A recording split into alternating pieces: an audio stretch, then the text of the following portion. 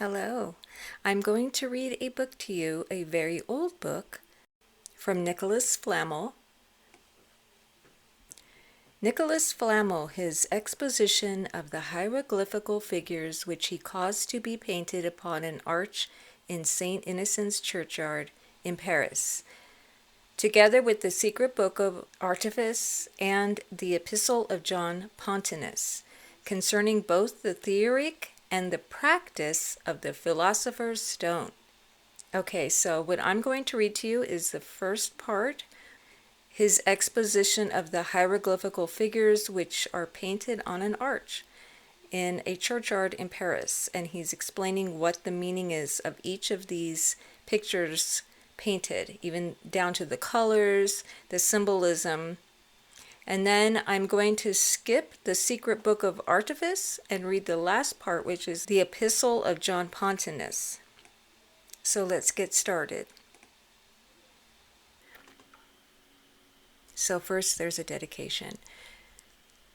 To the most excellently accomplished lady, Madame, because there are not many worthy such epithets, therefore amongst a few, and those so dispersed, it is not hard for any man to know you as well by your titles as by your name. Pardon my boldness, who, owing my best unto your virtues, though not knowing your person, nor known unto you, unless peradventure the report of my disasters have come unto your ears, do humbly offer unto you what I am assured when you understand, if ever God incline your heart to the search and open your eyes to the sight thereof, you will esteem as the greatest and most valuable secret which amongst all undermoon things was ever imparted and communicated to man. Your piety and alms deeds proceeding from that boundless fountain of burning charity which disperses itself in all forms according to the necessities of the poor, have enforced me to tell the world that for you and such as you are, I have caused these little books to be published in our vulgar English, custom excusing the most of your sex from the knowledge of the learned tongues in which cabinets these secrets are ordinarily locked up, though there want not example of many women who, by the impartial grace of God, have attained to the thing itself. But it is not my purpose to flatter anybody with the hope of that, which I well know how rare and reserved a blessing of the Almighty it is. Only if you will be but pleased by this occasion to cast your eyes upon that triumphant chariot wherein nature rideth through her mineral and under-earth kingdom, you will easily see what difference there is between the plenteous virtues of heaven, there thrust and crowded up together, as lines though far distant in their first setting forth from the circumference, yet touching one another when they come near the center, and the loose and weak composition of vegetables, which being of another imposition of nature, are not able either to receive or to hold such plenty of those heavenly spirits, which are the life of every elementary body, nowhere idle, and their most abounding where it seems most to be hidden. For the rest, if any of my busy, unlettered countrymen, who are in great numbers as bold pretenders to this blessed science, as they are blind practitioners therein, shall by the reading of these treatises be persuaded, as I wish they may, to forbear the loss of their time and the expense of their monies, until they be taught by the one of them the true matter to work on, and by the other the true manner of proceeding therewith. Let them in their hearts bless God for you, to whose noble deserts that challenge a due acknowledgment from all good men, I have paid this small tribute of my labors. For mine own part, the help and comfort which I have so plenteously reaped from these studies, in the middle of many pressures, which without the extraordinary assistance of God had been insupportable, had already made light and easy in my resolution whatsoever. I shall either do or suffer for God, or good men, or the truth, the Father of the fatherless, the judge of the widows, and the hope of the helpless, be to you and yours all things. So prayeth your humble servant, Irenaeus Orandus. And let the bright beauty of the Lord our God be upon us, and guide thou the works of our hands upon us, and the work of our hands guide thou it. Psalm 90:19. For who hath despised the day of little things? For they shall rejoice, and shall see the stone of tin in the hand of Zerubbabel. With those 7, they are the eyes of the Lord, which run to and fro through the whole earth. Zechariah 4:10. Now this is to the reader. Part of these things thy mind shall prompt thee to, and part some God shall teach thee how to do. Again, if fates thee call, else with no violence, nor hardest iron cast thou dig them thence. Once again, and so farewell. Many shapes of fate there be, much done beyond our hope we see. What we think sure God often says, and finds for things underneath of ways. For so did this succeed to me, and so I wish it may to thee. Again signed by Orandus. The Book of the Hieroglyphical Figures of Nicholas Flammel. Eternally praised be the Lord my God, which lifteth the humble from the base dust, and makes the hearts of such as hope in him to rejoice, which of his grace opens to them that believe the springs of his bounty, and puts under their feet the worldly spheres or circles of all earthly happiness. In him be always our trust. In his fear our felicity. In his mercy the glory of the reparation of our nature. And in our prayers our unshaken assurance.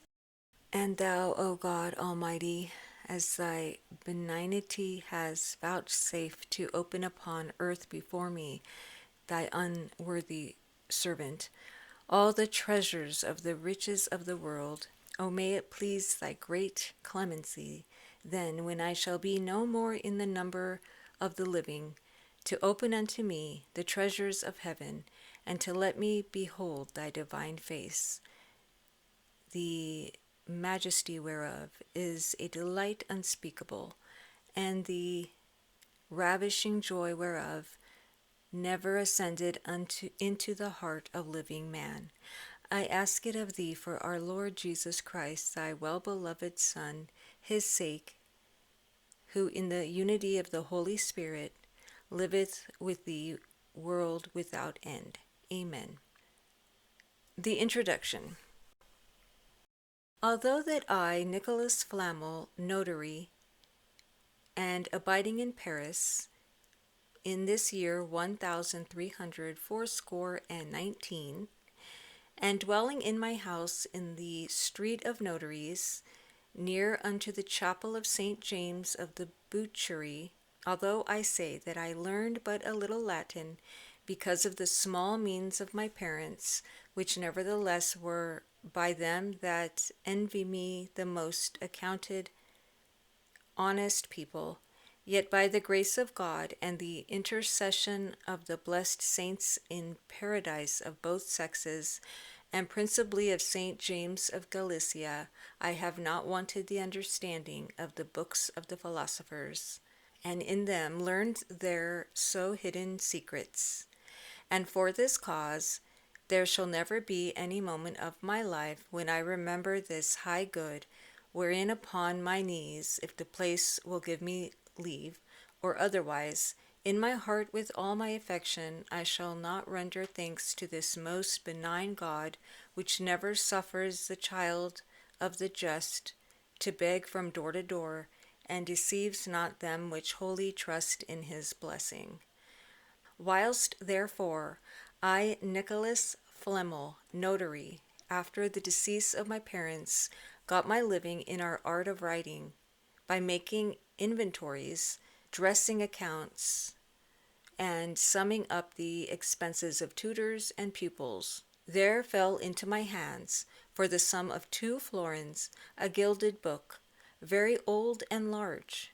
It was not of paper nor parchment, as other books be, but was one made of delicate rinds, as it seemed unto me, of tender young trees. The cover of it was of brass, well bound, all engraven with letters, or strange figures, and for my part I think they might well be Greek characters, or some such like ancient language.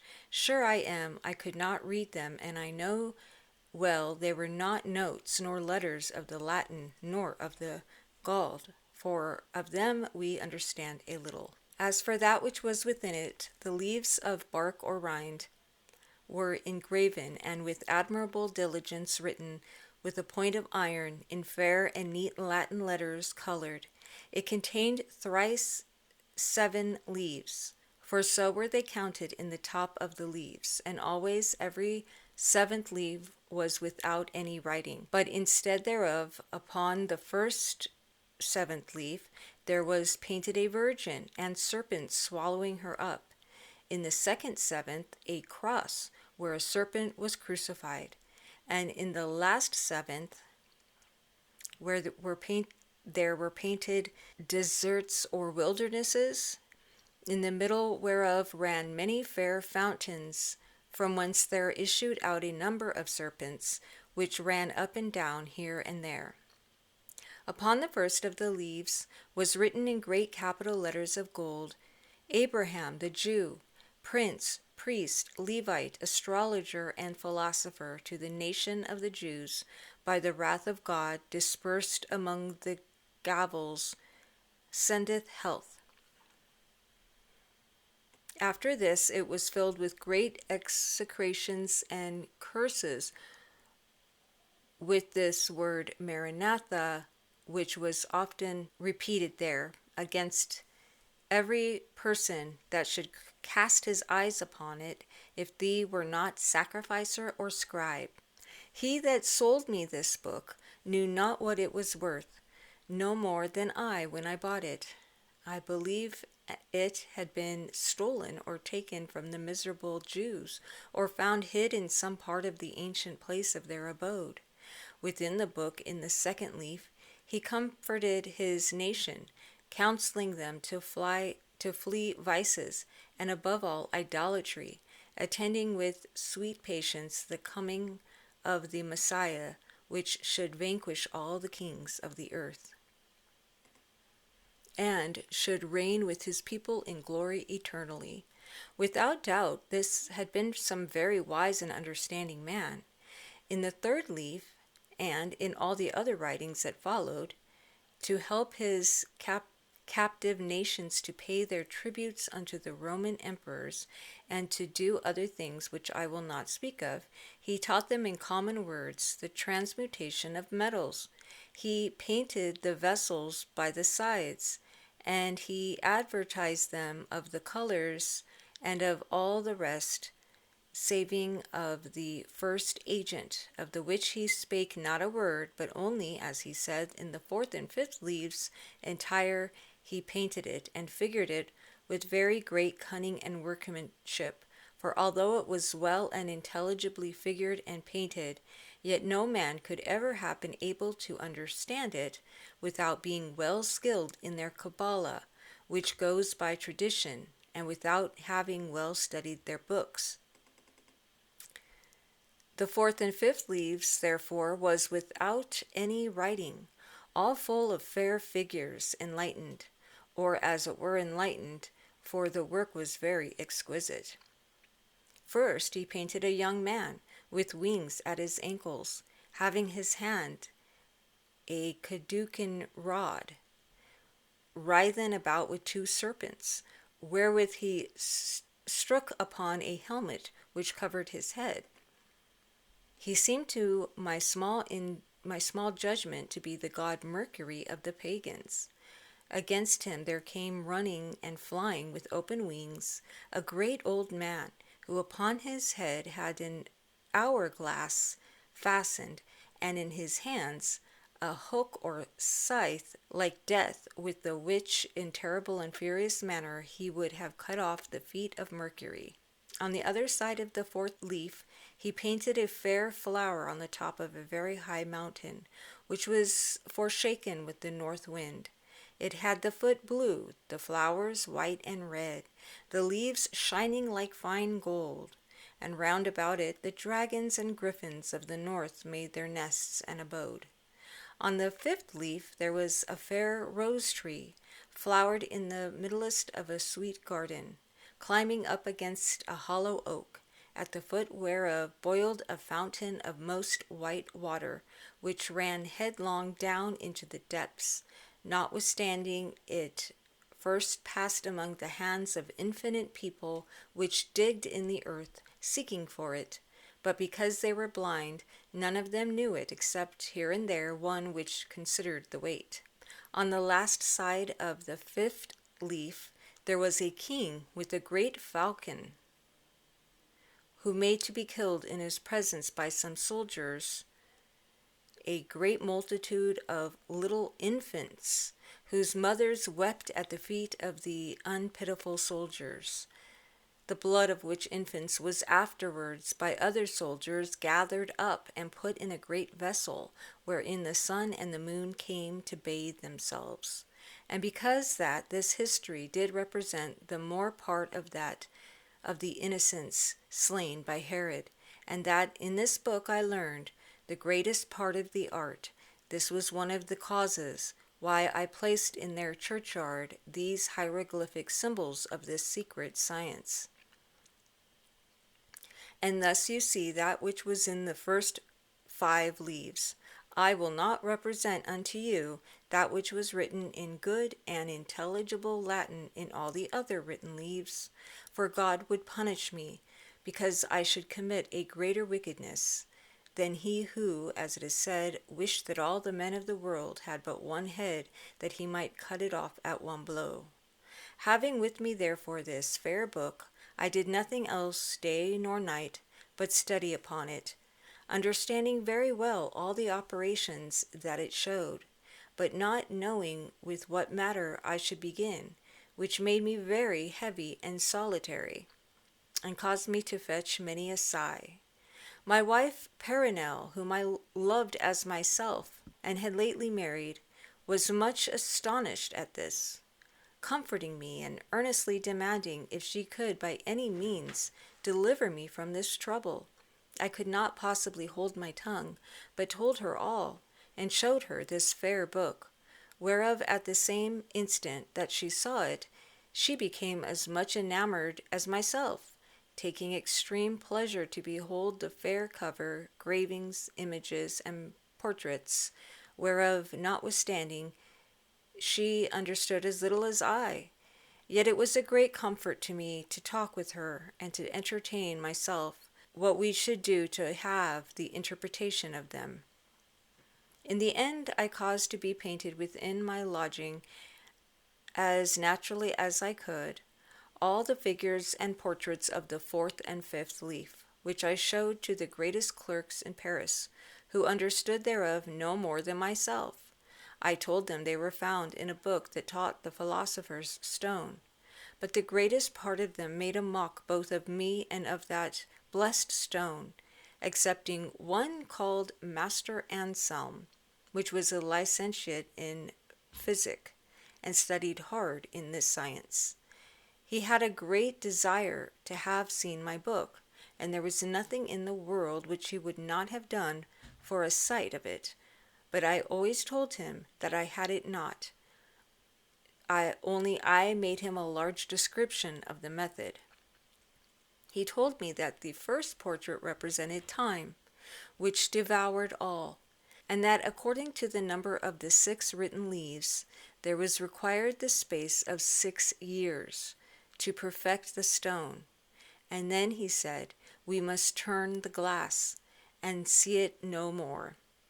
And when I told him that this was not painted, but only to show and teach the first agent, as was said in the book, he answered me that this decoction for 6 years' space was, as it were, a second agent, and that certainly the first agent was there painted, which was the white and heavy water, which without doubt was argent vine, which they could not fix, nor cut off his feet, that is to say, take away his volatility, save by that long decoction in the purest blood of young infants.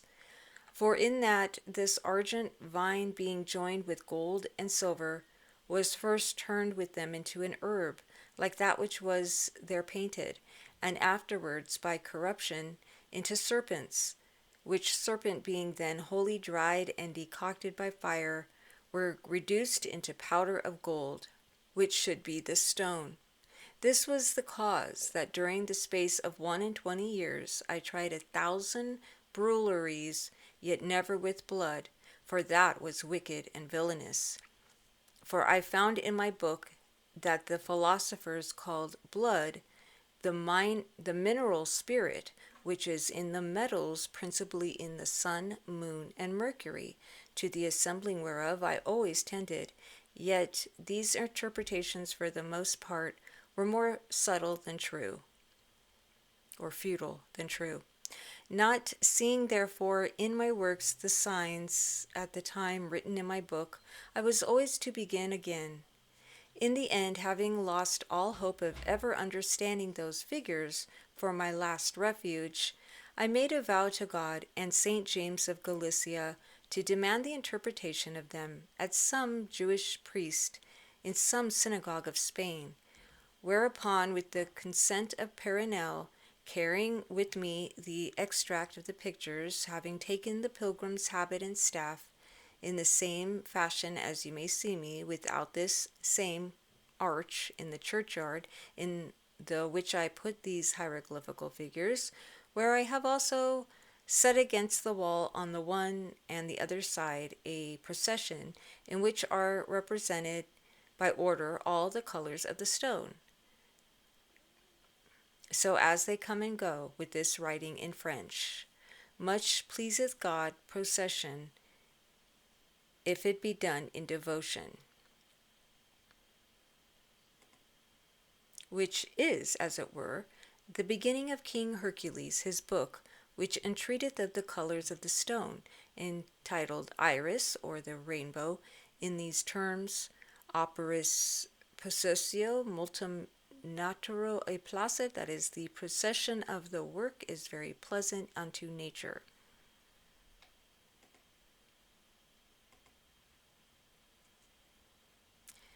The which I have put there expressly for the great clerks, who shall understand the allusion.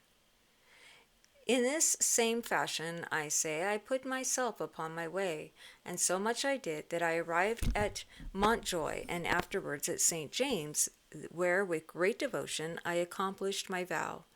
This done, in Lyon at my return, I met with a merchant of Bolin, which may be known to a physician, a Jew by nation, and as then a Christian, dwelling in Lyon aforesaid, who was very skillful in sublime sciences, called Master Conscious. As soon as I had shown him the figures of my extract, he, being ravished with great astonishment and joy, demanded of me incontinently if I could tell him any news of the book, from whence they were drawn. I answered him in Latin, wherein he asked me the question, that I hoped to have some good news of the book, if anybody could decipher unto me the enigmas. All at that instant, transported with great ardor and joy, he began to decipher unto me the beginning.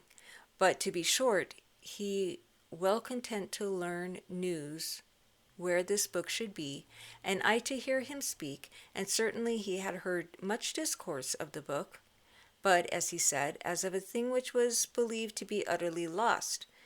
We resolved of our voyage, And from Leon we passed to Oviedo, and from thence to Saint-Fon, where we put ourselves to sea to come into France.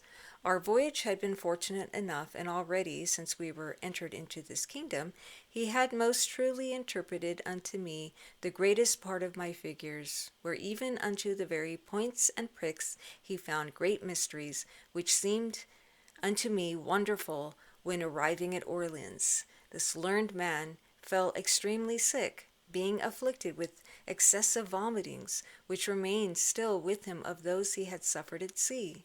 And he was in such a continual fear of my forsaking him, that he could imagine nothing like unto it. And although I was always by his side, yet would he incessantly call for me. But in sum he died at the end of the 7th day of his sickness, by reason whereof I was much grieved. Yet as well as I could, I caused him to be buried in the church of the Holy Cross at Orleans, where he yet resteth. God has his soul, for he died a good Christian. And surely, if I be not hindered by death, I will give unto that church some revenue to cause some masses to be laid for his soul every day. He that would see the manner of my arrival and the joy of Perenelle, let him look upon us too, in this city of Paris, upon the door of the chapel of St. James of the Boucherie, close by the one side of my house, where we are both painted, myself giving thanks at the feet of St. James of Galicia, and Perenelle at the feet of St. John, whom she hath so often called upon. So it was that by the grace of God, and the intercession of the happy and holy Virgin, and the blessed saints, James and John, I knew all that I desired, that is to say, the first principles, yet not their first preparation, which is a thing most difficult above all the things in the world.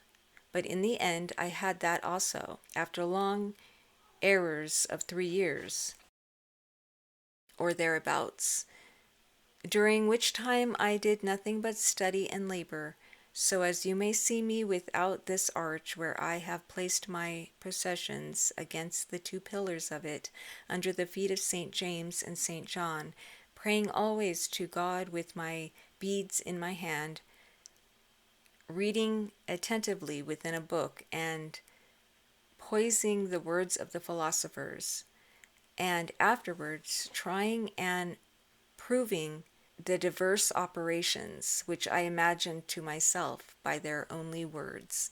Finally I found that which I desired, which I also soon knew by the strong scent and odor thereof.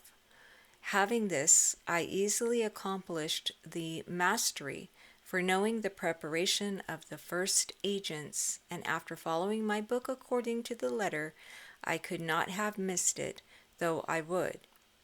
Then the first time that I made projection was upon mercury, whereof I turned half a pound or thereabouts into pure silver, better than that of the mine, as I myself assayed, and made others assay many times. This was upon a Monday, the 17th of January, about noon, in my house, Perenelle only being present, in the year of the restoring of mankind, 1382. And afterwards, following always my book from word to word, I made projection of the red stone upon the like quantity of mercury, in the presence likewise of Perenelle only, in the same house, the 75th day of April following, the same year, about 5 o'clock in the evening, which I transmuted truly into almost as much pure gold, better assuredly than common gold, more soft and more pliable. I may speak it with truth. I have made it 3 times, with the help of Perenelle, who understood it as well as I, because she helped me in my operations, and without doubt, if she would have enterprised to have done it alone, she had attained to the end and perfection thereof. I had indeed enough when I had once done it, but I found exceeding great pleasure and delight in seeing and contemplating the admirable works of nature within the vessels, to signify unto thee then how I have done it 3 times. Thou shalt see in this arch, if thou hast any skill to know them, 3 furnaces, like unto them which serve for our operations. I was afraid a long time that Perenelle could not hide the extreme joy of her felicity, which I measured by my own, and left the unless she should let fall some word amongst her kindred of the great treasures which we possessed, for extreme joy takes away the understanding as well as great heaviness. But she, goodness of the most great God, had not only filled me with this blessing to give me a wife chaste and sage, for she was moreover not only capable of reason, but also to do all that was reasonable, and more discreet and secret than ordinarily other women are. Above all, she was exceeding devout, and therefore, seeing herself without hope of children, and now well stricken in years, she began, as I did, to think of God, and to give ourselves to the works of mercy. At that time when I wrote this commentary, in the year 1413, in the end of the year, after the decease of my faithful companion, which I shall lament all the days of my life, she and I had already founded and endued with revenues 14 hospitals in the city of Paris. We had new built from the ground 3 chapels. We had enriched with great gifts and good rents 7 churches, with many reparations in their churchyards, besides that which we have done at Bolin, which is not much less than that which we have done here. I will not speak of the good which both of us have done to particular poor folks, principally to widows and poor orphans, whose names if I should tell, and how I did it, besides that my reward should be given me in this world, I should likewise do displeasure to those good persons whom I pray God bless, which I would not do for anything in the world. Building therefore these churches, churchyards, and hospitals in this city, I resolved myself to cause to be painted in the 4th arch of the churchyard of the Innocents, as you enter in by the great gate in St. Denis Street, and taking the way on the right hand, the most true and essential marks of the art, yet under veils and hieroglyphical cornatures, in imitation of those which are in the gilded book of Abraham, the Jew, which may represent 2 things, according to the capacity and understanding of them that behold them.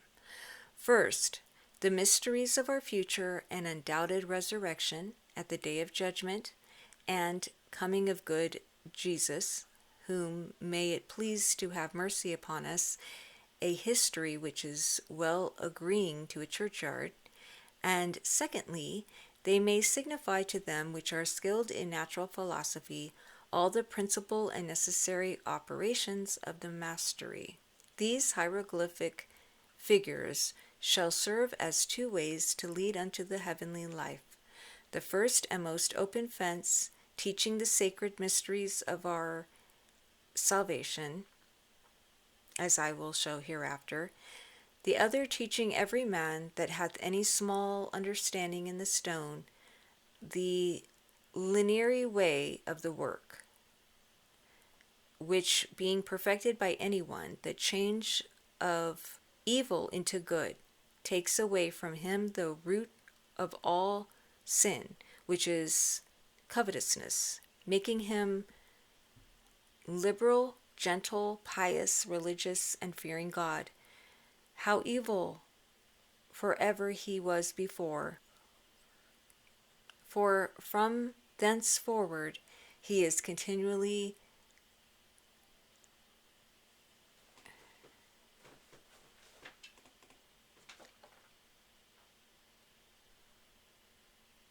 ravished with the grace and mercy which he hath obtained from God, and with the profoundness of his divine and admirable works. These are the reasons which have moved me to set these forms in this fashion and in this place, which is a churchyard, to the end that if any man obtain this inestimable good, to conquer this rich golden fleece, he may think with himself, as I did, not to keep the talent of God digged in the earth, buying lands and possessions, which are the vanities of this world, but rather to work charitably towards his brethren, remembering himself that he learned this secret amongst the bones of the dead, in whose number thee shall shortly be found, and that after this life he must render an account before a just and redoubtable judge, which will censure even to an idle and vain word. Let him therefore, which having well weighed my words, and well known and understood my figures, hath first gotten elsewhere the knowledge of the first beginnings and agents, for certainly in these figures and commentaries he shall not find any step or information thereof, perfect to the glory of God, the mastery of Hermes, remembering himself of the Church Catholic, Apostolic, and Roman, and of all other churches, churchyards, and hospitals, and above all of the Church of the Innocents in this city, in the churchyard whereof he shall have contemplated these true demonstrations, opening bountifully his purse to them that are secretly poor, honest people, desolate, weak women, widows, and forlorn orphans. So be it. Chapter 1 of the theological interpretations which may be given to these hieroglyphics according to the sense of me, the author. I have given to this churchyard a charnel house, which is right over against this fourth arch in the middle of the churchyard, and again against one of the pillars of this charnel house I have made be drawn with a coal and grossly painted a man all black, which looks straight upon these hieroglyphics, about whom there is written in French, that is, I see a marvel, whereat I am much amazed. This, as also 3 plates of iron and copper gilt on the east, west, and south of the arch, where these hieroglyphics are, in the middlest of the churchyard, representing the holy passion and resurrection of the Son of God. This ought not to be otherwise interpreted than according to the common theological sense, saving that this black man may as well proclaim it a wonder to see the admirable works of God in the transmutation of metals, which is figured in these hieroglyphics, which he so attentively looks upon, as to see buried so many bodies, which shall rise again out of their tombs at the fearful day of judgment. On the other part, I do not think it needful to interpret in a theological sense that vessel of earth on the right hand of these figures, within the which there is a pen and inkhorn, or rather a vessel of philosophy, if thou take away the strings, and join the penner to the inkhorn, nor the other 2 like it, which are on the 2 sides of the figures of St. Peter and St. Paul, within one of the which there is an N, which signifies Nicholas, and within the other an F, which signifies Flammel. For these vessels signify nothing else, but that in the like of them I have done the mastery 3 times.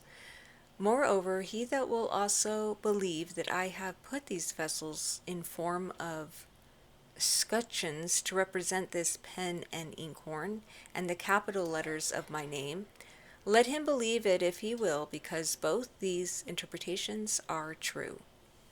Neither must you interpret in a theological sense that writing which follows in these terms, Nicholas Flammel et Perinelle sa femme, that is, Nicholas Flammel and Perinelle his wife, inasmuch as that signifies nothing but that I and my wife have given that arch. As to the third, fourth, and fifth tables following, by the sides whereof is written how the innocents were killed by the commandment of King Herod. The theological sense is well enough understood by the writing. We must only speak of the rest which is above. The two dragons united together, the one within the other, of color black and blue, in a field sable, that is to say black, whereof the one has the wings gilded and the other hath none at all, are the sins which naturally are interchained, for the one has his original and birth from another.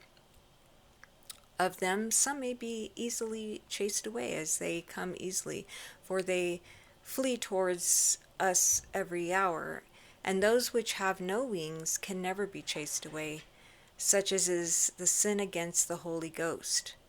The gold which is in the wings signifies that the greatest part of sins comes from the unholy hunger after gold, which makes so many people diligently to hearken from whence they may have it, and the color black and blue shows that these are the desires that come out of the dark pits of hell, which we ought wholly to fly from. These two dragons may also morally represent unto us the legions of evil spirits which are always about us, and which will accuse us before the just judge at the fearful day of judgment, which does ask nor seek nothing else but to feast us. The man and the woman, which are next to them, of an orange color upon a field of blue, signify that men and women ought not to have their hope in this world, for the orange color intimates despair, or the letting go of hope, as here, and the color blue upon the which they are painted shows us that we must think of heavenly things to come, and say, as the rule of the man does, man must come to the judgment of God, or as that of the woman, that day will be terrible indeed, to the end that, keeping ourselves from the dragons which are sins, God may show mercy unto us. Next after this, in a field of green, are painted two men and one woman rising again, of the which one comes out of a sepulchre, the other two out of the earth, all three of color exceeding white and pure, lifting their hands towards their eyes, and their eyes towards heaven on high. Above these three bodies there are two angels, sounding musical instruments, as if they had called these dead to the day of judgment. For over these two angels is the figure of our Lord Jesus Christ, holding the world in his hand, upon whose head an angel setteth a crown, assisted by two others, which say in their rolls, O Father Almighty, O good Jesu.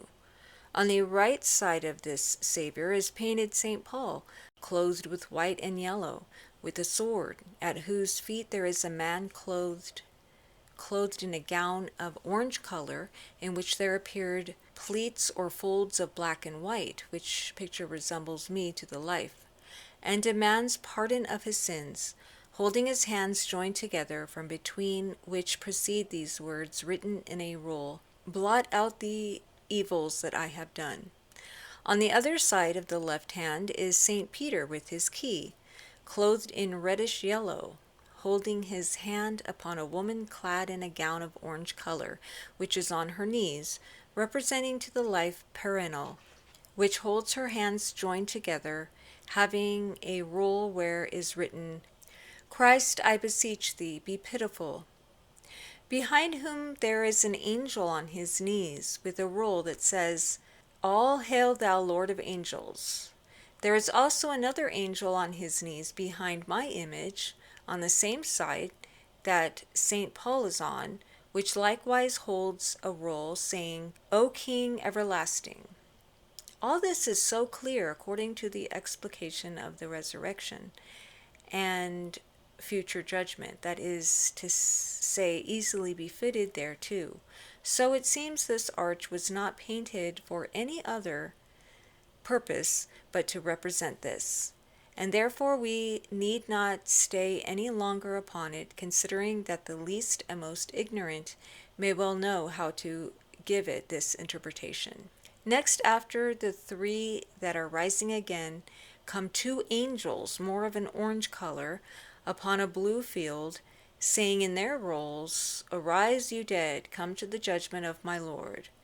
This also serves to the interpretation of the resurrection, as also the last figures following, which are a man of red vermilion upon a field of violet color, who holds the foot of a winged lion painted of red vermilion also, opening his throat as it were to devour the man. For one may say that this is the figure of an unhappy sinner, who, sleeping in a lethargy of his corruption and vices, dies without repentance and concession, who without doubt in this terrible day shall be delivered to the devil, here painted in form of a red roaring lion, which will swallow and devour him. Chapter 2. The Interpretations Philosophical according to the Mastery of Hermes. I desire with all my heart that he who feareth the secrets of the sages, having in his spirit passed over these ideas of the life and resurrection to come, should first make his profit of them, and in the second place, that he be more advised than before, that he found and search the depth of my figures, colors, and rolls, principally of my rolls, because that in this art they speak not vulgarly. Afterward let him ask of himself why the figure of St. Paul is on the right hand, in the place where the custom is to paint St. Peter, and on the other side that of St. Peter in the place of the figure of St. Paul. Why the figure of St. Paul is clothed in colors white and yellow, and that of St. Peter in yellow and red. Why also the man and the woman which are at the feet of these two saints, praying to God as if it were at the day of judgment, are apparelled in diverse colors and not naked, or else nothing but bones, like them that are rising again. Why in this day of judgment they have painted this man and this woman at the feet of the saints, for they ought to have been more low on earth and not in heaven. Why also the two angels in orange color, which say in their rolls, "Arise, you dead, come unto the judgment of my Lord," are clad in this color and out of their place, for they ought to be on high in heaven, with the two other which play upon the instruments? Why they have a field violet and blue? But principally why their roll, which speaks to the dead, ends in the open throat of the red and flying lion? I would then that after these and many other questions which may justly be made, opening wide the eyes of his spirit, he come to conclude that all this not having been done without cause, there must be represented under this bark some great secrets which he ought to pray God to discover unto him. Having then brought his belief by degrees to this pass, I wish also that he would further believe that these figures and explications are not made for them that have never seen the books of the philosophers, and who, not knowing the metallic principles, cannot be named children of this science. For if they think to understand perfectly these figures, being ignorant of the first agent, they will undoubtedly deceive themselves, and never be able to know anything at all. Let no man therefore blame me if he does not easily understand me, for he will be more blameworthy than I, inasmuch as not being initiated into these sacred and secret interpretations of the first agent, which is the key opening the gates of all sciences, he would notwithstanding comprehend the most subtle conceptions of the envious philosophers, which are not written but for them who already know these principles, which are never found in any book, because they leave them unto God, who reveals them to whom he please, or else causes them to be taught by the living voice of a master by Kabbalistical tradition, which happens very seldom. Now then, my son, let me so call thee, both because I am now come to a great age, and also for that it may be thou art otherwise a child of this knowledge. God enable thee to learn, and after to work to his glory. Hearken unto me then attentively, but pass no further if thou be ignorant of the foresaid principles. This vessel of earth in this form is called by the philosophers their triple vessel, for within it there is in the midst of a stage or a floor, and upon that a dish or a planter full of lukewarm ashes, within the which is set philosophical egg, that is a vial of glass full of confections of art, as of the scum of the Red Sea and the fat of the mercurial wind, which thou seest painted in form of a penner and inkhorn. Now this vessel of earth is open about to put in the dish and the vial, under which by the open gate is put in the philosophical fire, as thou knows. So thou hast three vessels, and the threefold vessel the envious have called an athaner, sign, dung, balneum marie, a furnace, a sphere, the green lion, a prison, a grave, a urinal, a phial, and a bolt's head. I myself, in my summary or abridgment of philosophy, which I composed 4 years and 2 months past, in the end thereof named in the house and habitation of the pullet and the ashes of the platter, the chaff of the pullet. The common name is an oven, which I should never have found if Abraham the Jew had not painted it, together with the fire proportionable, wherein consists a great part of the secret. For it is as it were the belly or the womb containing the true natural heat to animate our young king.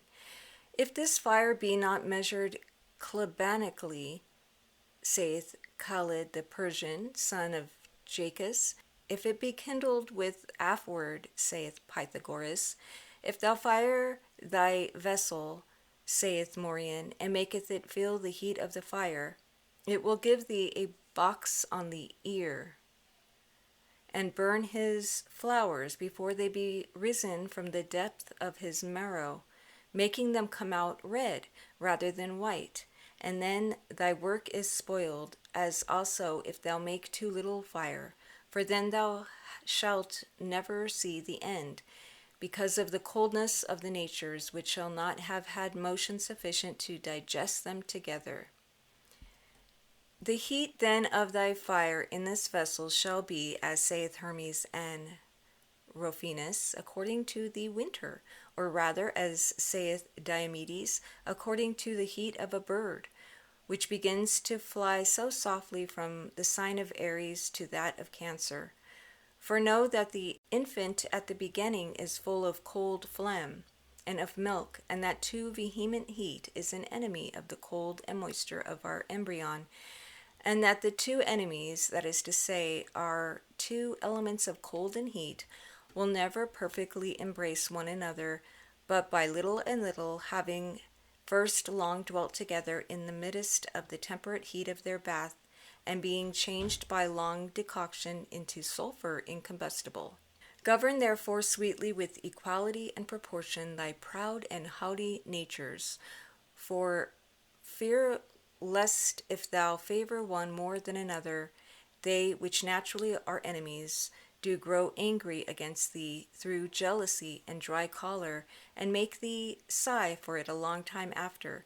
Besides this, thou must entertain them in this temperate heat perpetually, that is to say, night and day, until the time that winter, the time of the moisture of the matters, be past, because they make their peace and join hands in being heated together, whereas should these natures find themselves but one only half hour without fire, they would become forever irreconcilable. See therefore the reason why it is said in the book of the 70 precepts, look that their heat continue indefatigably without ceasing, and that none of their days be forgotten. And Rhaphus the haste, saith he, that brings with it too much fire, is always followed by the devil and error. When the golden bird, saith Diomedes, shall become just to Cancer, and that from thence it shall run toward Libra, then thou mayest augment the fire a little. And in like manner, when this fair bird shall fly from Libra towards Capricorn, which is the desired autumn, the time of harvest, and of the fruits that are now ripe. Chapter 3. The two dragons of color yellowish, blue, and black like the field. Look well upon these two dragons, for they are the true principles or beginnings of this philosophy, which the sages have not dared to show to their own children. He which is undermost without wings, he is the fixed or the male. That which is uppermost is the volatile or the female, black and obscure, which goes about to get the domination for many months. The first is called sulfur or heat and dryness, and the latter argent fine or cold and moisture. These are the sun and moon of the mercurial source, and sulphurous original, which by continual fire are adorned with royal habiliments, that being united and afterward changed into a quintessence, they may overcome everything metallic, how solid, hard, and strong forever it be. These are the serpents and dragons which the ancient Egyptians have painted in a circle, the head biting the tail, to signify that they proceeded from one and the same thing, and that it alone was sufficient, and that in the turning and circulation thereof it made itself perfect.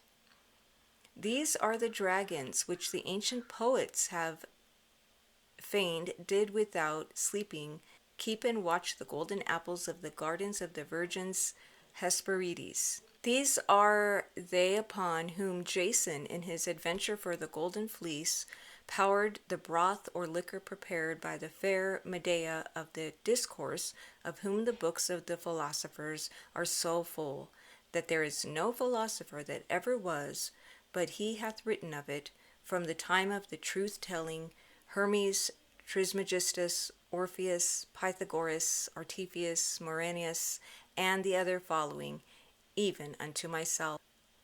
These are the two serpents given and sent by Juno, that is the nature metallic, the which the strong Hercules, that is to say, the sage and wise man, must strangle in his cradle, that is, overcome and kill them, to make them putrefy, corrupt, and engender at the beginning of his work.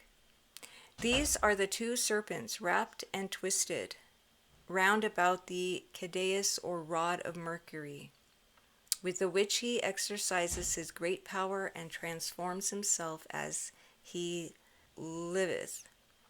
He, saith Halley, that shall kill the one shall also kill the other, because the one cannot die but with his brother.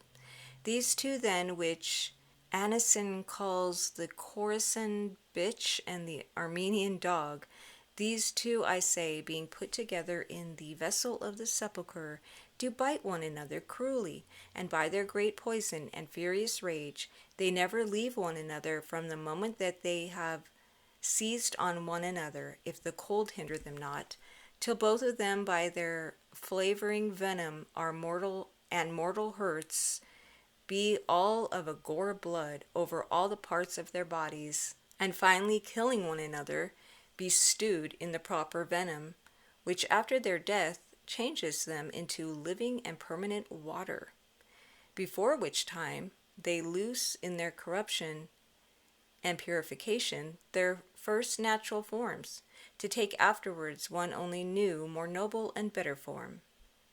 These are the two sperms, masculine and feminine, described at the beginning of my abridgment of philosophy, which are engendered, say Rhaphus, Anison, and Abraham the Jew, within the reins and entrails, and of the operations of the four elements.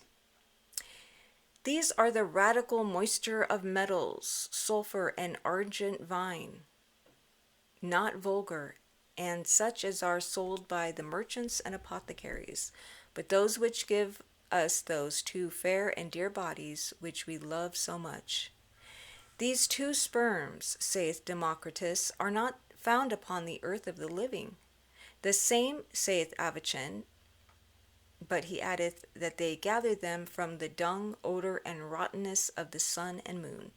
O happy are they that know how to gather them, for of them they afterwards make a triacle, which has power over all griefs, maladies, sorrows, infirmities, and weaknesses, and which fighteth puissantly against death, lengthening the life according to the permission of God, even to the time determined, triumphing over the miseries of this world, and filling a man with the riches thereof.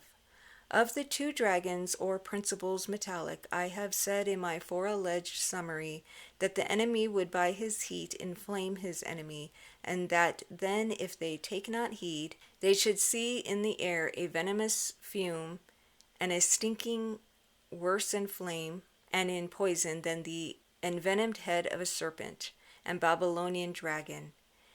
The cause why I have painted these two sperms in the form of dragons is because their stench is exceeding great, and like the stench of them, and the exhalations which arise within the glass are dark, black, blue, and yellowish, like as these two dragons are painted, the force of which and of the bodies dissolved is so venomous that truly there is not in the world a ranker poison, for it is able by the force and stench thereof to mortify and kill everything living. The philosopher never feels this stench, if he break not his vessels, but only he judgeth it to be such by the sight and the changing of colors, proceeding from the rottenness of his confections. These colors then signify the putrefaction and generation which is given us by the biting and dissolution of our perfect bodies, which dissolution proceedeth from external heat aiding, and from the pontic fireness and admirable sharp virtue of the poison of our mercury, which maketh and resolveth into a pure cloud, that is, into impalpable powder, all that which it finds to resist it. So the heat working upon and against the radical metallic vicious or oily moisture engendereth upon the subject blackness. For at the same time the matter is dissolved, is corrupted, groweth black, and conceiveth to engender, for all corruption is generation, and therefore ought blackness to be much desired, for that is the black sail which the ship of Theseus came back victorious from Crete, which was the cause of the death of his father. So must this father die to the intent that from the ashes of this phoenix another may spring, and that the son may be king. Assuredly he that seeth not this blackness at the beginning of his operations during the days of the stone, what other color forever he see, he shall altogether fail in the mastery, and can do no more with that chaos. For he works not well if he putrefy not, because if he does not putrefy, he doth not corrupt nor engender, and by consequent the stone cannot take vegetative life to increase and multiply. And in all truth I tell thee again, that though thou work upon the true matter, if at the beginning, after thou hast put thy confections in the philosopher's egg, that is to say, sometime after the fire has stirred them up, if then, I say, thou seest not this head of the crow, the black of the blackest black, thou must begin again, for this fault is irreparable and not to be amended. Especially the orange color or half red is to be feared. For if at the beginning thou see that in thine egg, without doubt thou burned or hast burned the verdure and liveliness of thy stone, the color which thou must have ought to be entirely perfected in blackness, like to that of these dragons in the space of 40 days. Let them therefore which shall not have these essential marks retire themselves betimes from their operations, that they may redeem themselves from assured loss. Know also, and note it well, that in this art it is but nothing to have this blackness. There is nothing more easy to come by. For from almost all things in the world mixed with moisture thou may have a blackness by the fire, but thou must have a blackness which comes of the perfect metallic bodies, which lasts a long space of time, and is not destroyed in less than 5 months, after the which followed immediately the desired whiteness. If thou hast this, thou hast enough, but not all. As for the color bluish and yellowish, that signifies that solution and putrefaction is not yet finished, and that the colors of our mercury are not as yet well mingled and rotten with the rest. Then this blackness and these colors teach plainly that in this beginning the matter and compound begins to rot and dissolve into powder, less than the atoms of the sun, the which afterwards are changed into coder permanent. And this dissolution is by the envious philosophers called death, destruction, and perdition, because that the natures change their form, and from hence are proceeded so many allegories of dead men, tombs, and sepulchres. Others have called it calcination, denudation, separation, irradiation, and effacement, because the confections are changed and reduced into most small pieces and parts. Others have called it reduction into the first matter, mollification, extraction, commiction, liquefaction, conversion of elements, subtilation, division, humation, impestation, and distillation, because that the confections are melted, brought back into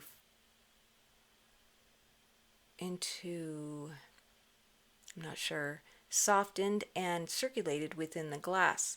Others have called it zur or iris, putrefaction, corruption, Sumerian darkness, a gulf, hell, dragons, generation, ingressions, submersion, complexion, conjunction, and impregnation, because that the matter is black and waterish, and that the natures are perfectly mingled and hold one of another. For when the heat of the sun worketh upon them, they are changed first into powder, or fat and gluttonous matter, which, feeling the heat, flieth on high to the pullet's head with the smoke, that is to say, with the wind and air. From thence this water, melted and drawn out of the confections, goeth down again, and in descending reduceth and revolveth as much as it can the rest of the aromatical confections, always doing so until the whole be like a black broth, somewhat fat. Now you see why they call this sublimation and volatilization, because it flieth on high, and ascension and descension, because it mounteth and descendeth within the glass. A while after, the water begins to thicken and coagulate somewhat more, growing very black like unto pitch, and finally comes the body and earth, which the envious have called terra fetida, that is, stinking earth. For then, because of the perfect putrefaction, which is as natural as any other can be, this earth stinks, and gives a smell like the odor of graves filled with rottenness, and with bodies as yet charged with their natural moisture. This earth was by Hermes called terra folia, or the earth of leaves, yet his true and proper name is Latin, which must afterward be whitened. The ancient sages that were Kabbalists have described it in their metamorphosis under the history of the serpent of Mars, which had devoured the companions of Cadmus, who show him piercing him with his lance against a hollow oak. Note this oak. Chapter 4. Of the man and the woman clothed in a gown of orange color upon a field azure and blue, and of their roles. The man painted here doth expressly resemble myself to the natural, as the woman doth lively figure perenelle. The cause why we are painted to the life is not particular to this purpose, for it needed but to represent a male and a female, to the which our too particular resemblance was not necessarily required, but it pleased the painter to put us there, just as he hath done higher in this arch at the feet of the figure of St. Paul and St. Peter. According to that we were in our youth, as he hath likewise done in other places, as over the door of the chapel of St. James in the Boucherie, near to my house, although that for this last there is a particular cause, as also over the door of St. Genevieve des Ardens, where thou may see me. I made them to be painted here 2 bodies, one of a male and another of a female, to teach thee that in this second operation thou hast truly, but yet not perfectly, 2 natures conjoined and married together, the masculine and the feminine, or rather the 4 elements, and that the 4 natural enemies, the hot and cold, dry and moist, begin to approach amiably one towards another, and by means of the mediators and peacemakers lay down by little and little the ancient enmity of the old chaos. Thou knowest well enough who these mediators and peacemakers are between the hot and the cold. There is moisture, for he is the kinsman and ally to them both. To hot by his heat, and to cold by his moisture. And this is the reason why, to begin to make this peace, thou hast already in the precedent operation converted all the confections into water by dissolution, and afterward thou hast made to coagulate the water, which is turned into this earth, black of the black, most black, wholly to accomplish this peace. For the earth, which is cold and dry, finding himself of kindred and alliance with the dry and moist, which are enemies, will wholly appease and accord them. Dost thou not then consider a most perfect mixture of all the 4 elements, having first turned them into water and now into earth? I will also teach thee hereafter the other conversions into air, when it shall be all white, and into fire, when it shall be of a most perfect purple. Then thou hast here 2 natures married together, whereof the one hath conceived by the other, and by this conception it's turned into the body of the male, and the male into that of the female. That is to say, they are made one only body, which is the androgen or hermaphrodite of the ancients, which they have also called other wife, the head of the crow, or natures converted.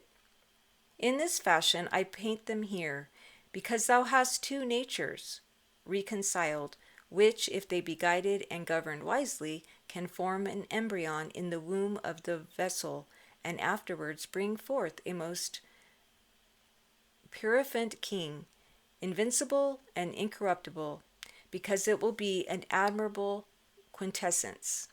Thus thou seest the principal and most necessary reason of this representation.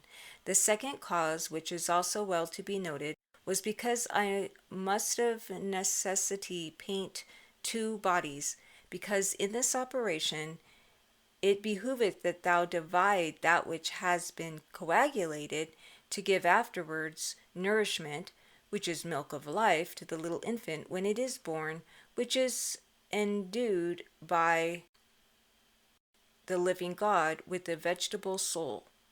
This is a secret most admirable and secret, which for want of understanding it hath made fools of all those that have sought it without finding it, and hath made every man wise that beholds it with the eyes of his body or of his spirit.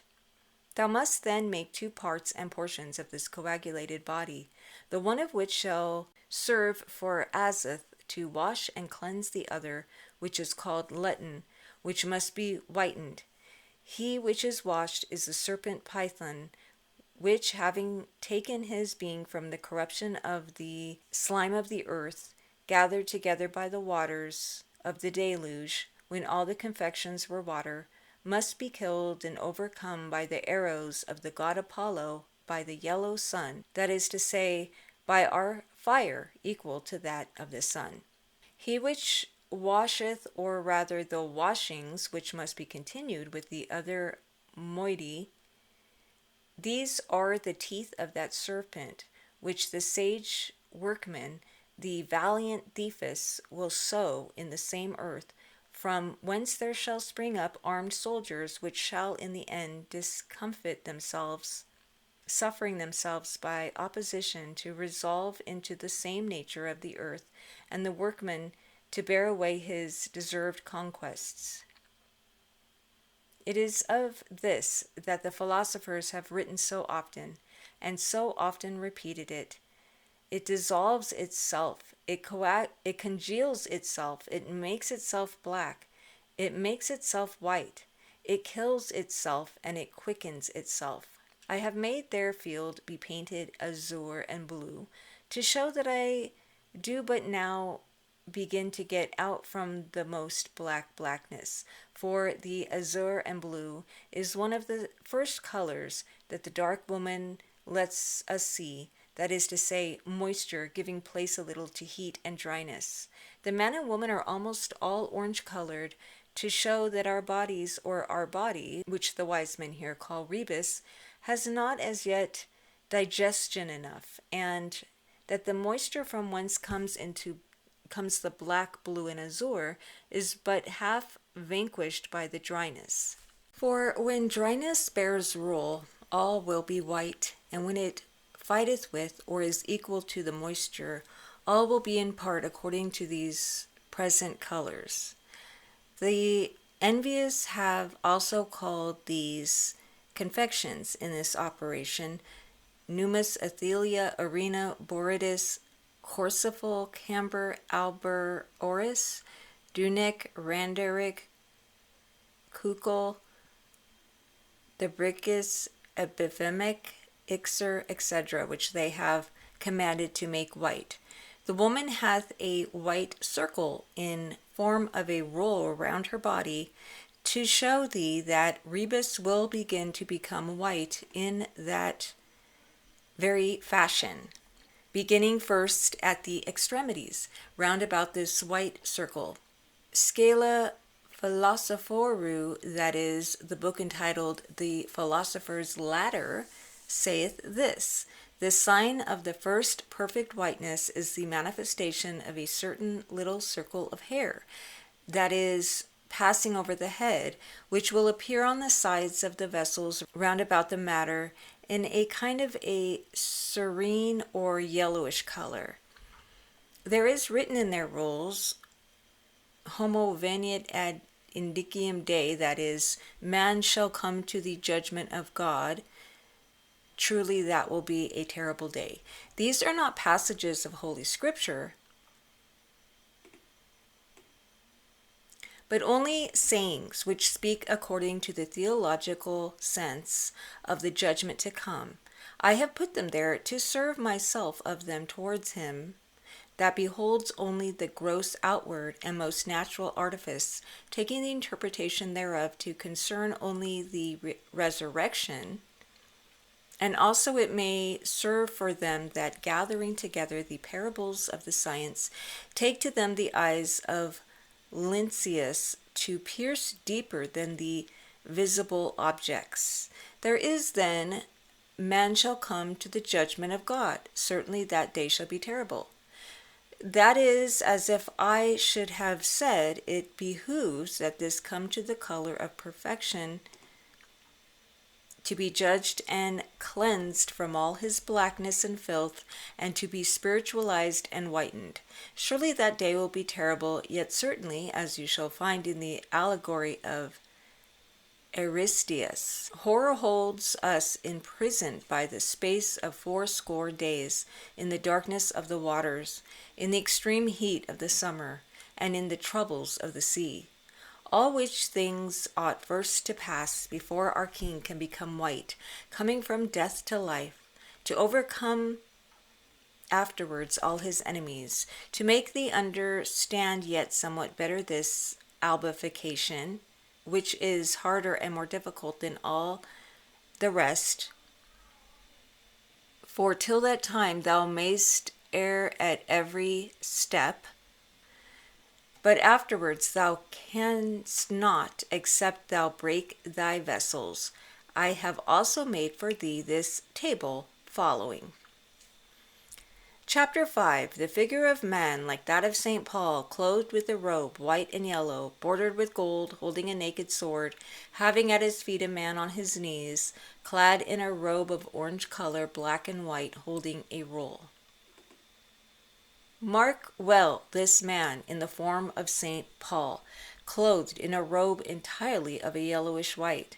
If thou consider him well, he turns his body in such a posture as shows that he would take the naked sword either to cut off the head or to do some other thing to that man which is on his knees at his feet, clothed in a robe of orange color, white and black, which saith in his roll, Dele mala caveci, that is, blot out all the evil which I have done, as if he should say, take away from me my blackness, a term of art. For evil signifieth in the allegory blackness, as it is often found in turba philosophorum, seeth it until it come to blackness, which will be thought evil. But wouldest thou know what is meant by this man that taketh the sword? It signifies that thou must cut off the head of the crow, that is to say, of the man clothed in diverse colors, which is on his knees. I have taken this portrait and figure out of Hermes Trismegistus in his book of the Secret Art, where he says, take away the head of this black man, cut off the head of the crow, that is to say, whiten out black. Lamspring, that noble German, has also used it in the commentary of his Hieroglyphics, saying, in this wood there is beast all covered with black. If any man cut off his head, he will lose his blackness and put on a most white color. Will you understand what that is? The blackness is called the head of the crow, the which being taken away at the instant comes the white color. Then that is to say, when the cloud appears no more, this body is said to be without a head. These are his proper words. In the same sense, the sages have also said in other places, take the viper which is called Direxa, cut off his head, etc. That is to say, take away from him his blackness. They have also used this periphrasis when to signify the multiplication of the stone. They have feigned a serpent hydra, whereof if one cut off one head, there will spring in the place thereof 10. For the stone augments tenfold every time that they cut off this head of the crow, that they make it black and afterwards white. That is to say, that they dissolve it anew and afterward coagulate it again. Mark how this naked sword is wreathed about with a black girdle, and that the ends thereof are not so wreathed at all. This naked, shining sword is the stone for the white, or the white stone, so often by the philosophers described under this form. To come then to this perfect and sparkling whiteness, thou must understand the wreathings of this black girdle and follow that which they teach, which is the quantity of the imbibitions.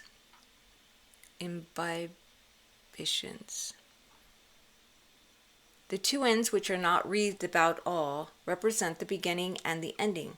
For the beginning, it teaches that you must imbibe it at the first time gently and scarcely, giving it then a little milk, as to a little child newborn, to the intent that ifer, as the authors say, be not drowned. The like must we do at the end, when we see that our king is full and will have no more. The middle of these operations is painted by the 5 whole wreaths or rounds of the black girdle, at what time, because our salamander lives of the fire, and in the middle of the fire, and indeed is a fire, and an argent vine, or quicksilver, that runs in the middle of the fire, fearing nothing, thou must give him abundantly in such for that the virgin's milk compass all the matter round about. I have made to be painted black all these wreaths or rounds of the girdle, because these are the imbibitions, and by consequent blackness. For the fire with the moisture, as it hath been often said, causeth blackness. And as these fine whole wreaths or rounds show that you must do this 5 times wholly, so likewise they let you know that you must do this in 5 whole months, a month to every imbibition. See here the reason why Haley Abenragel said, the coction or boiling of the things is done in 3 times 50 days. It is true that if thou count these little imbibitions at the beginning and at the end, there are 7. Whereupon one of the most envious hath said, our head of the crow is leprous, and therefore he that would cleanse it, he must make it go down 7 times into the river of regeneration of Jordan, as the prophet commanded the leprous Naaman the Syrian.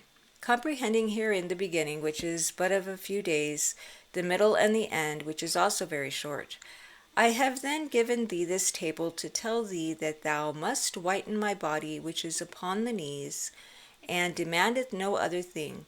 For nature always tends to perfection, which thou shalt accomplish by the apposition of virgin's milk, and by the decoction of the matters which thou shalt make with this milk, which being dried upon this body will color it into the same white yellow, which he who takes the sword is clothed withal, in which color thou must make the corsaful to come. The vestments of the figure of St. Paul are bordered largely with a golden and red citrine color. O my son, praise God, if ever thou seest this, for now hast thou obtained mercy from heaven. Imbibe it then, and tain it till such time as the little infant be hardy and strong to combat against the water and the fire. In accomplishing the which thou shalt do that which Demagoras Senior and Haley have called the putting of the mother into the infant's belly, which infant the mother had but lately brought forth. For they call the mother the mercury of philosophers, wherewith they make their imbibitions and fermentations, and the infant they call the body, to tain or color the which this mercury is gone out. Therefore I have given thee these 2 figures to signify the albification, for in this place it is that thou hast need of great help, for here all the world is deceived. This operation is indeed a labyrinth, for here there present themselves 1,000 ways at the same instant. Besides that, you must go to the end of it, directly contrary to the beginning, in coagulating that which before thou dissolved, and in making earth that which before thou made water. When thou hast made it white, then hast thou overcome the enchanted bulls, that cast fire and smoke out of their nostrils. Hercules hath cleansed the stable full of odor, of rottenness, and of blackness. Jason hath poured the decoction or broth upon the dragons of Colchos, and thou hast in thy power the horn of Amalthea, which, although it be white, may fill thee all the rest of thy life with glory, honor, and riches. To have the which it hath behooved thee to fight valiantly, and in manner of Hercules. For this Achilles, this moist river, is endued with a most mighty force, besides that he often transfigures himself from one form to another. Thus hast thou done all, because the rest is without difficulty. These transfigurations are particularly described in the book of the 7 Egyptian seals, where it is said, as so by all authors, that the stone, before it will wholly forsake his blackness and become white, in the fashion of a most shining marble and of a naked flaming sword, will put on all the colors that thou canst possibly imagine. Often will it melt, and often coagulate itself. And amidst these diverse and contrary operations, which the vegetable soul which is in it makes it perform at one and the same time, it will grow citrine, green, red, but not of a true red. It will become yellow, blue, and orange color, until that being wholly overcome by dryness and heat, all these infinite colors will end in this admirable citrine whiteness, of the color of St. Paul's garments, which in a short time will become like the color of the naked sword. Afterwards, by the means of a more strong and long decoction, it will take in the end a red citrine color, and afterward the perfect red of the vermilion, where it will repose itself forever. I will not forget, by the way, to advertise thee that the milk of the moon is not as the virgin's milk of the sun. Think then that the imbibitions of whiteness require a more white milk than those of a golden redness. For in this passage I had thought I should have misled, and so I had done indeed, had it not been for Abraham the Jew.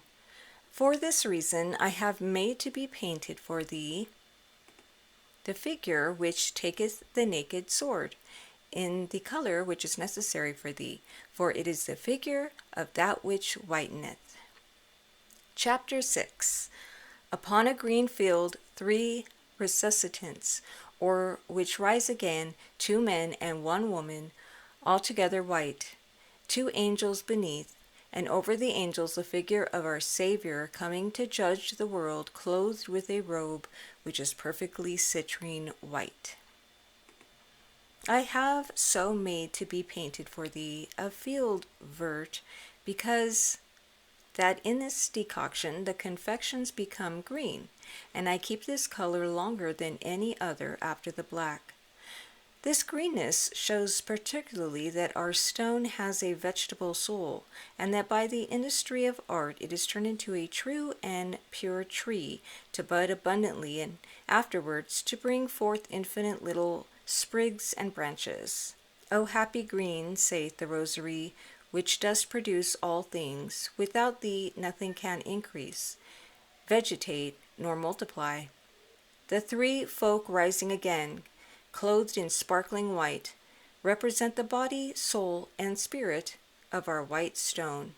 The philosophers do ordinarily use these terms of art to hide the secret from evil men. They call the body that black earth, obscure and dark, which we make white. They call the soul the other half divided from the body, which by the will of God and power of nature gives to the body by his imbibitions and fermentations a vegetable soul, that is to say, power and virtue to bud, increase, multiply, and to become white as a naked shining sword. They call the spirit the tincture and dryness, which, as a spirit, hath power to pierce all metallic things. I should be too tedious if I should show thee how good reason they had to lay always and in all places our stone hath semblably to a man, a body, soul, and spirit. I would only that thou note well, that as a man indeed with a body, soul, and spirit is notwithstanding but one, so likewise thou hast now but one only white confection, in the which nevertheless there are a body, a soul, and a spirit, which are inseparably united. I could easily give very clear comparisons and expositions of this body, soul, and spirit, but to explicate them I must of necessity speak things which God reserves to reveal unto them that fear and love him, and consequently ought not to be written.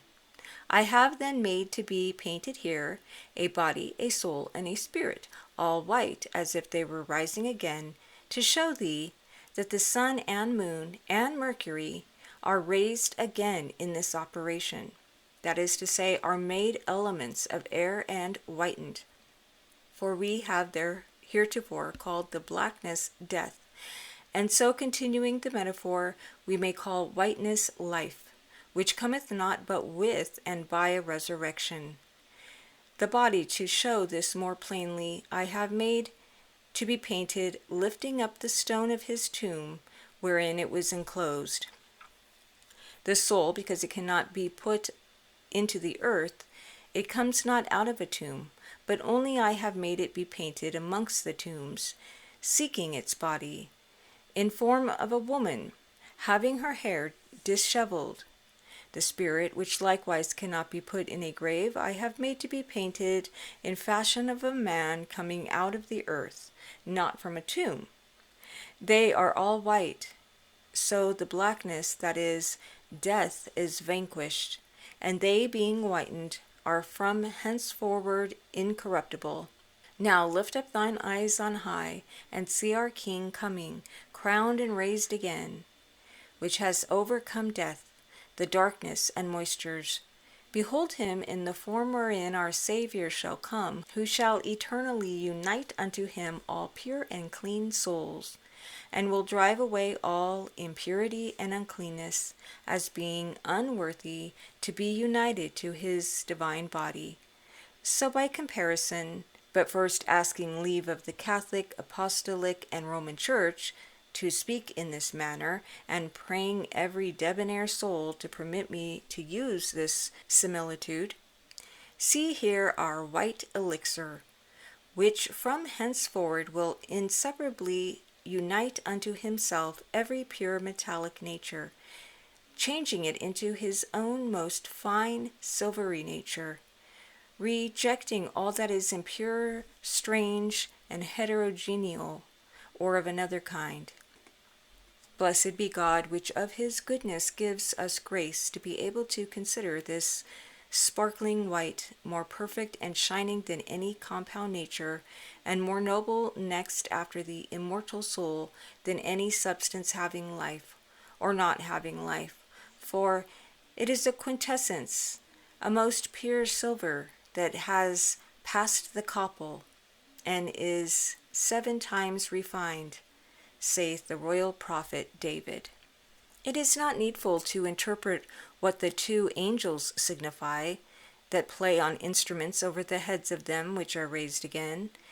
These are rather divine spirits, singing the marvels of God in this miraculous operation, than angels that call to judgment. To make an express difference between these and them, I have given the one of them a lute, the other a hautboy, but none of them trumpets, which yet are wont to be given to them that are to call us to judgment.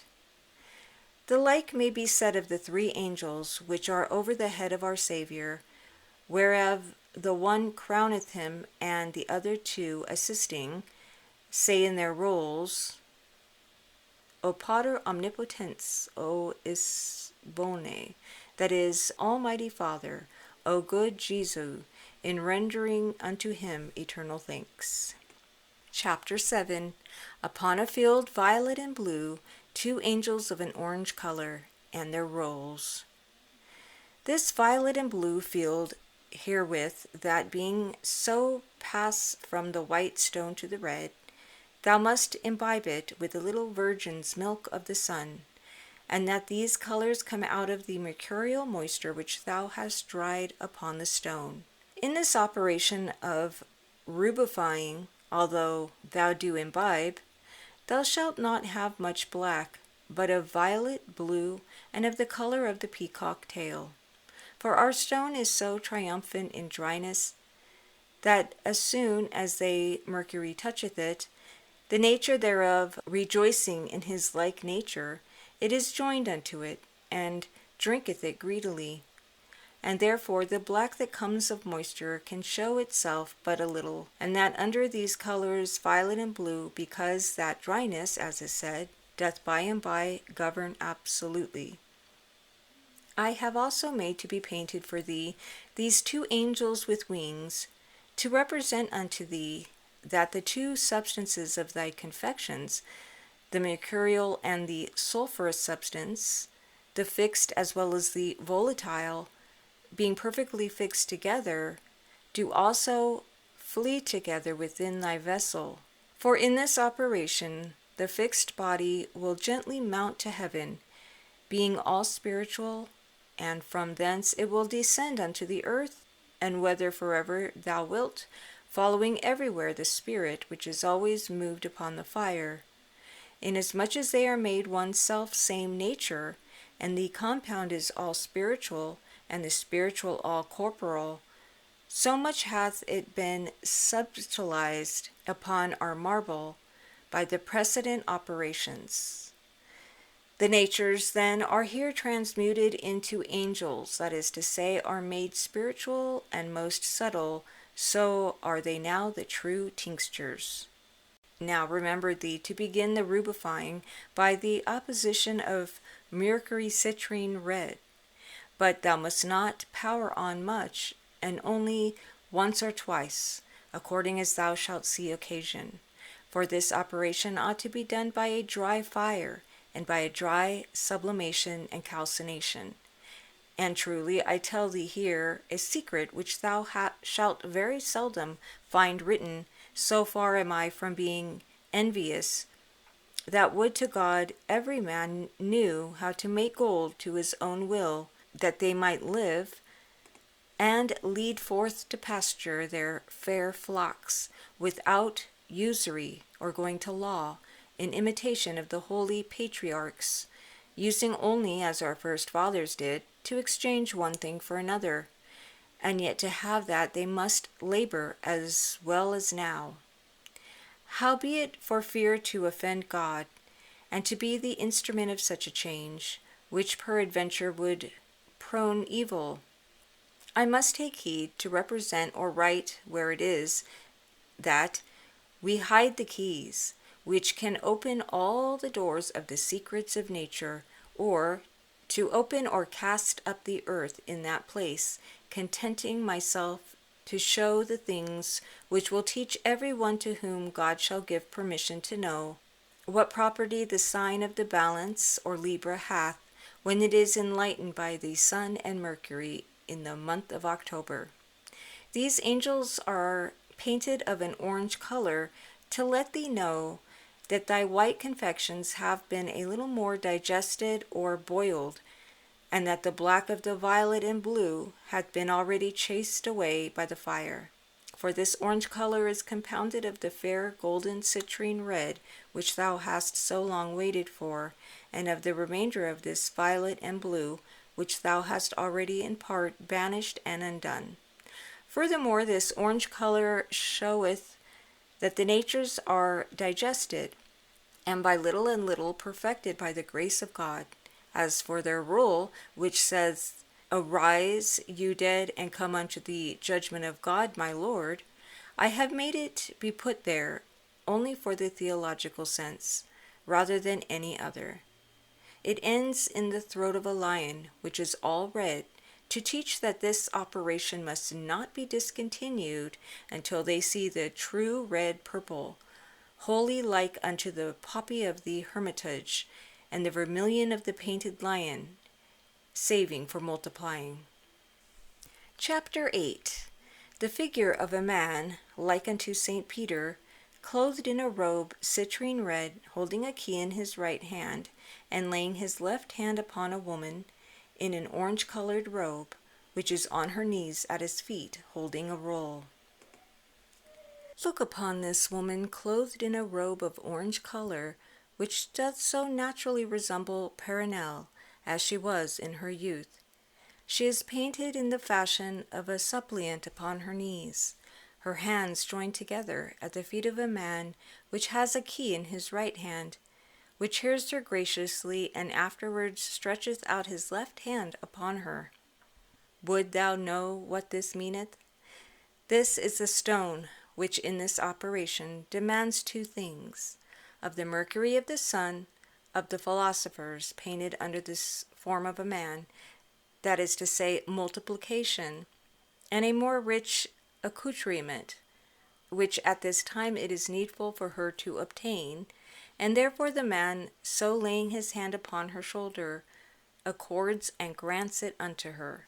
But why have I made to be painted a woman? I could as well have made to be painted a man, as a woman, or an angel rather, For the whole natures are now spiritual and corporal, masculine and feminine. But I have rather chosen to cause paint a woman, to the end that thou mayest judge that she demands rather this than any other thing, because these are the most natural and proper desires of a woman. To show further unto thee that she demandeth multiplication, I have made paint the man, unto whom she addresses her prayers in the form of St. Peter, holding a key, having power to open and to shut, to bind and to loose, because the envious philosophers have never spoken of multiplication, but under these common terms of art, open, shut, bind, loose, opening and loosing, they have called the making of the body, which is always hard and fixed, soft fluid, and running like water. To shut and to bind is with them afterwards by a more strong decoction to coagulate it, and to bring it back again into the form of a body. It behooved me then in this place to represent a man with a key, to teach thee that thou must now open and shut, that is to say, multiply the budding and increasing natures. For look how often thou shalt dissolve and fix, so often will these natures multiply in quantity, quality, and virtue, according to the multiplication of 10, coming from this number to 100, from 100 to 1,000, from 1,000 to 10,000, from 10,000 to 100,000, from 100,000 to 1,000,000, and from thence by the same operation to infinity, as I have done 3 times, praised be God. And when thy elixir is so brought unto infinity, 1 grain thereof falling upon a quantity of molten metal, as deep and vast as the ocean, it will taint it and convert it into most perfect metal, that is to say, into silver or gold, according as it shall have been imbibed and fermented, expelling and driving out far from himself all the impure and strange matter which was joined with the metal in the first coagulation. For this reason, therefore, have I made to be painted a key in the hand of the man, which is in the form of St. Peter, to signify that the stone desires to be opened and shut for multiplication, and likewise to show thee with that Mercury thou oughtest to do this, and when I have given the man a garment of citrine red, and the woman one of orange color. Let this suffice, lest I transgress the silence of Pythagoras, to teach thee that the woman that is our stone asketh to have the rich accoutrements and color of St. Peter. She hath written in her roll, Jesu Christ be pitiful unto me, as if she said, Lord, be good unto me, and suffer not that he that shall be come thus far should spoil all with too much fire. It is true that from henceforward I shall no more fear mine enemies, and that all fire shall be alike unto me. Yet the vessel that contains me is always brittle and easy to be broken. For if they exalt the fire overmuch, it will crack, and flying a pieces will carry me, and sow me unfortunately amongst the ashes. Take heed therefore to thy fire in this place, and govern sweetly with patience this admirable quintessence, for the fire must be augmented unto it, but not too much. And pray the sovereign goodness that it will not suffer the evil spirits which keep the mines and treasures to destroy thy work, or to bewitch thy fight, when thou considerest these incomprehensible motions of this quintessence within thy vessel. Chapter 9.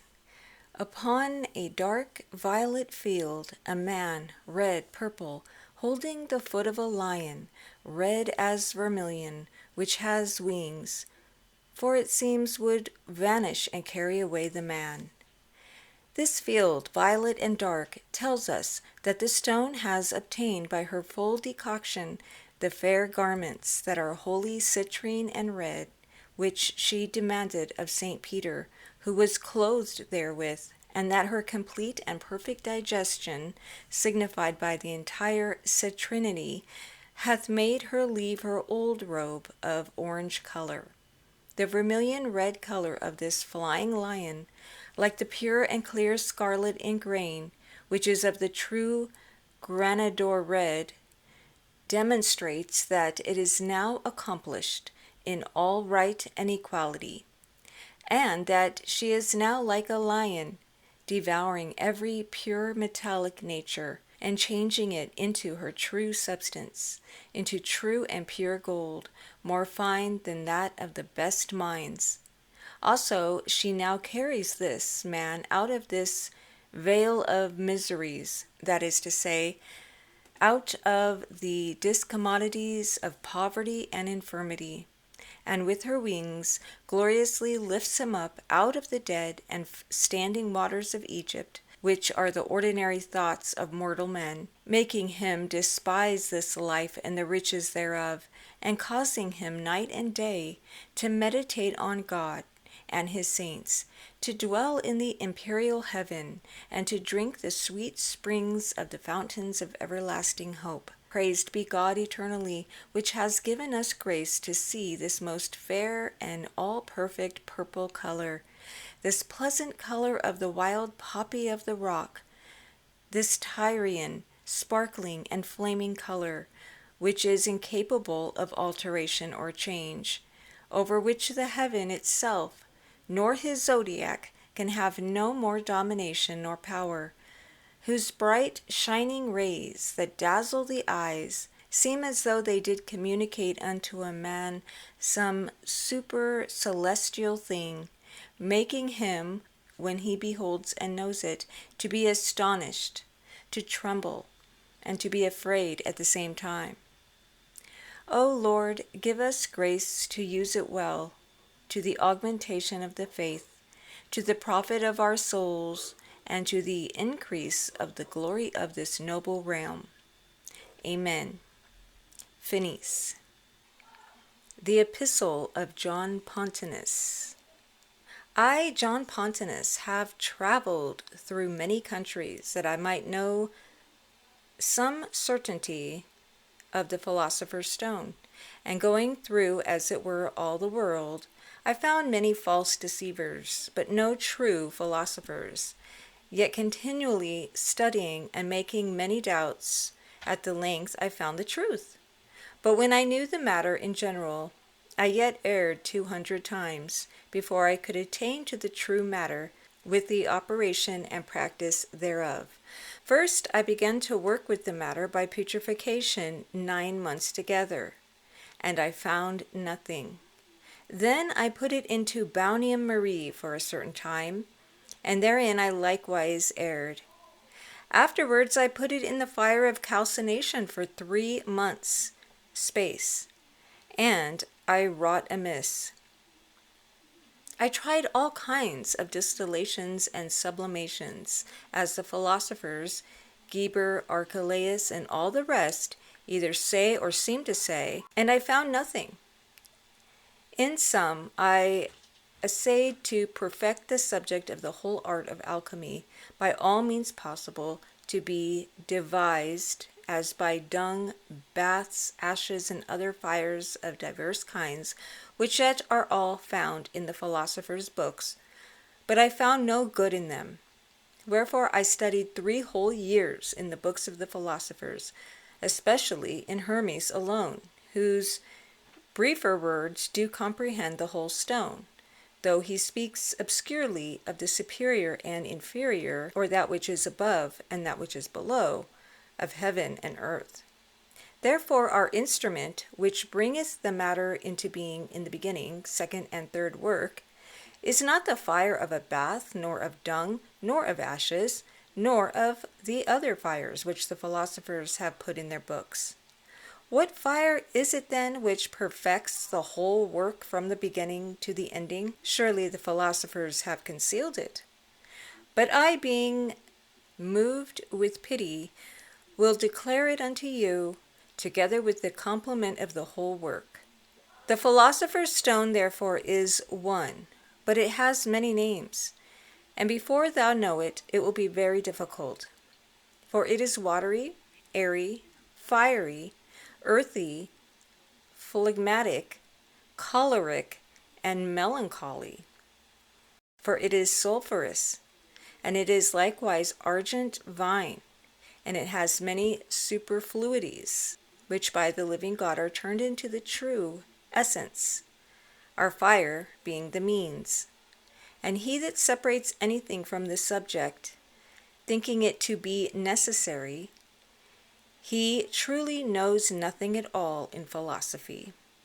For that which is superfluous, unclean, filthy, succulent, and in some the whole substance of the subject, is perfected into a fixed spiritual body by the means of our fire.